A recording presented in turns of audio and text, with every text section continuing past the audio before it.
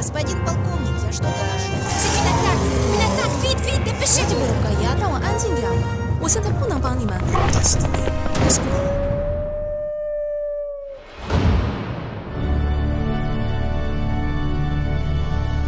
It was from here that the voices Helena heard in her head had come from. It was in this universe that the dramatic events had taken place. She stopped playing and turned around.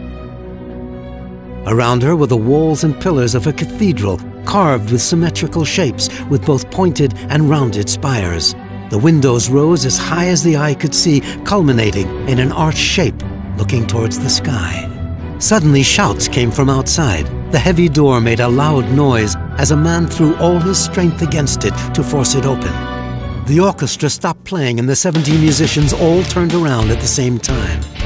They're coming! They're coming! They're attacking! It's an attack! Hurry up! Hurry up! Shouted a man in total panic.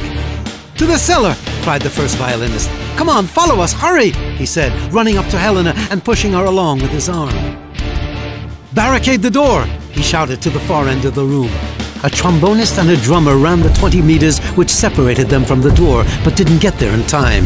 The door closed like the closing of a jaw, after which a geyser of flames engulfed the recess of the door and made it swing open.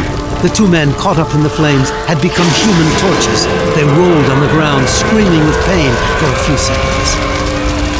Behind the door, there was a huge, frightening beast with reptile-like skin and an angular head with large, dark eyes above an immense jaw. Forward, Embers! Mounted on her dragon was Her Majesty, Teresa Wagner, the feared Queen of the World of Mist and the companion of Lord Marx Igor, the Master of Souls and Ghosts. Catch them! Don't let them get away! The Queen shouted to her soldiers. And don't kill any of them! They're more valuable to me alive!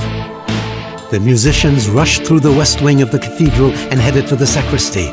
In the center of it, there was a large open trapdoor in the ground, revealing the entrance to a stone staircase leading to a dark underground cellar. There was just enough space for two musicians to get through at the same time, and some were in such a hurry they tripped and fell over one another, shouting simultaneously. Helena allowed herself to be led, completely dismayed by the brutality and the shock of being in this new world. The musicians did not all have the same problem in this situation. The flutists and violinists took their instruments with them, while the bass players and the harpists had to leave theirs behind. There were also some cases of conscience. Walter Andrew, for example, the first cellist in the orchestra, could not part with his cello, made in the 17th century at the School of Venice. It was a masterpiece made by master craftsmen using techniques which had now totally disappeared. Suzanne Servion made the same mistake with her bassoon. She tried in vain to run with it. A shadow passed over her and Walter's heads. They tripped and fell on their stomachs, caught in the mesh of a weighted-down net, unable to move. The last thing they felt was a liquid gas spray before losing consciousness.